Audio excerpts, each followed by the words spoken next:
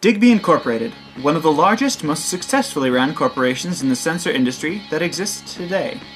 With yearly sales of over $120 million and contribution margins of nearly 70%, it is among one of the leading companies in the industry today.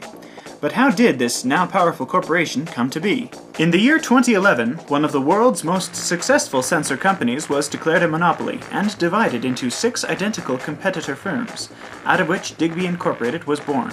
Each company had a goal: to become the best. Digby, however, had an additional focus. Their mission?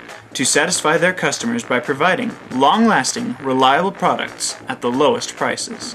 With this mission in mind, Digby's executives were eager to meet together. They carried out weekly board meetings to determine their strategy to become the #1 sensor supplier in the industry. They began in research and development. Here at R&D, our goal was to make things low-tech, and that's what we did. We provided lots of low-tech products. We had 3 in the market. We made sure that our automation was nice and high. We had a lot of machines that were doing the work for us, but R&D, that's where we put a lot of thought into it. We made sure that our products were high in MTBF. Our performance and size was always around the 8 and 12, and that's what our goal was at R&D, to give people what they wanted, was reliable products at a cheap price, and that's what we did. Many of their products were able to skim off of the high-tech market segment, allowing for an even greater percentage of the market share. Through the process of leapfrogging tactics, Digby was able to never slow down by revision dates. Not only were Digby's executives focused on producing the best products at the lowest price, but through careful strategic planning were able to implement a marketing strategy of genius, allowing them to increase accessibility and awareness to 100% on each product over a short period of time. At Digby, we're constantly trying to make sure our customers are aware of our products. We're constantly investing in our promo and sales budget so that way our customers can get to the product easily. We're constantly at the top of accessibility throughout the last few years, blowing competition out of the water, which has allowed us to gain the market share in the low tech that is dominating, with 36% of that market. Awareness, we do commercials. We want everybody to know about it, and we want them to know that it's a great product. Our group really works well together in doing that, so we've made some good commercials so that way our customers know all about that. One of the key factors in being able to produce at lower costs with greater margins was automation. In order to sell millions of sensors, they needed facilities to manufacture them, so they financed more capacity and expanded. They then increased automation and decreased manual labor costs. Here in production, we wanted to increase our automation as high as possible. That way we can lower our variable costs, therefore hiring our contribution margin and cutting down on our workers.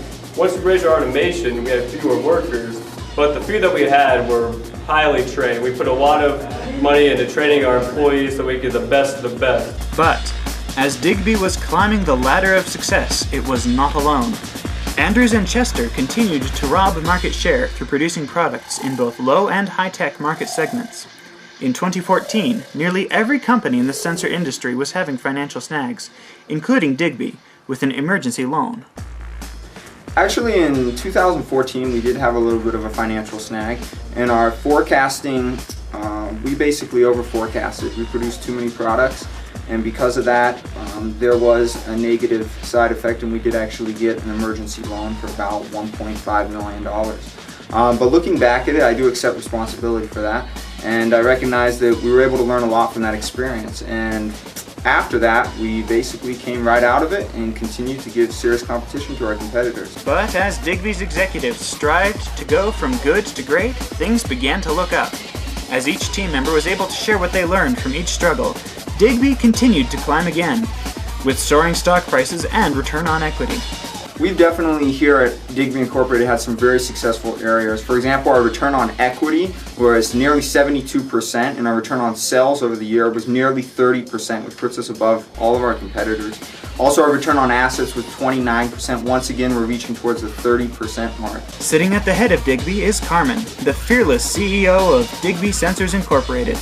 Through her meticulous scrutiny, decisions were made for the betterment of this young company.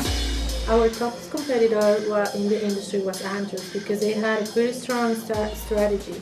They dominated the high-tech market and they proved to be a top competitor in the low market. However, we compensated it with focusing solidly in the low market And I think we did pretty well. We have a wonderful group. We all know what to do and how to do our job. And I think we're going to be a successful company in the next year. Now, looking forward into the future, Digby has projected even better return on sales, equity, and assets for the year 2020.